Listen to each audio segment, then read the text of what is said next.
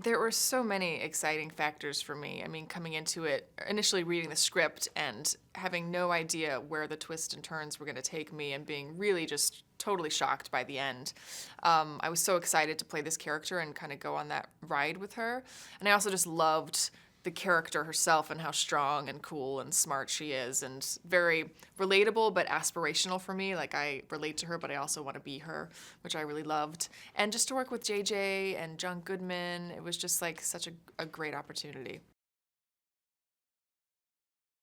Well, they had built the space on a sound stage, so the space was like it looks in the film, but it was also a little bit more open, so it's a little bit of movie magic, because we had like three walls, but then the fourth wall would be this giant warehouse that we were looking at. So we had to kind of make that feel real for the audience. But there were definitely moments where it did feel like we were all kind of stuck in a bunker together because we were just on that set every day and long hours, and inside you don't really see, the sun ever, so you don't know what time it is or what day it is, and things start getting a little bit surreal in that sense.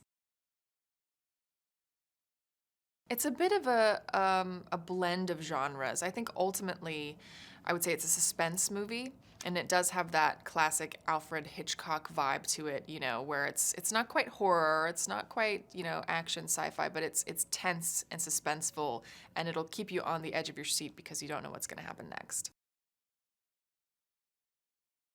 The audience, I think, is sort of relating to Michelle the entire movie because, she's discovering things at the same time as the audience is. And so, when she wakes up in this bunker and he's telling her that there's been some sort of nuclear fallout, she's like, why should I believe you? She hasn't seen this for herself. And the audience is feeling the same way. It's like, well, we don't know if that's true or not. So the whole movie, you're on this kind of teeter-totter of, is he telling the truth? Is he not? Is he this good guy who's just trying to prepare for when bad things happen? Or is he this sinister person who's been waiting for this moment? And so that really kind of keeps you wondering what's going to happen next. It was an incredibly challenging experience for me, both emotionally and physically, because the physicality of it in and of itself is so emotional. It's not the kind of thing where you can go in and rehearse the stunts and have it be very precise. It was very like, okay, you just got to do whatever you can to try and get out. So you're going to kick, you're going to scream, you're going to claw, you're going to scratch, you're going to climb, you're going to, do somersaults, you're going to do whatever you can to get out. So I didn't really know what to expect. I had to just kind of throw my body into it and deal with the consequences later.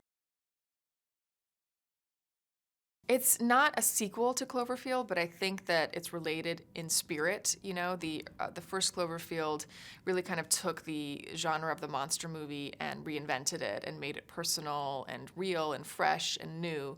And I think that this movie does the same thing. I think with 10 Cloverfield Lane, you're taking the monster movie and putting it in this small space with just three actors and questioning, well, what is a monster movie? Who is the real monster in this story? And I think that's a really interesting way to tell it.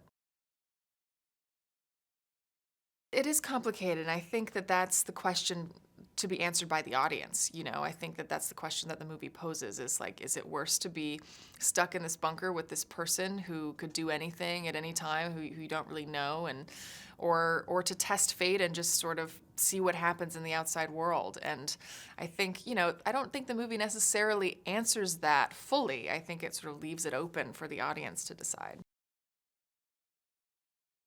It was like a stage play in a lot of ways. It was such a joy to get to work with two such incredible actors every day and two of the nicest people that you could ever want to be around. So I think in reality, if I was going to be stuck in a bunker with two actors, those would be the ones I would pick. It was like the most relaxed, easygoing environment you could hope for.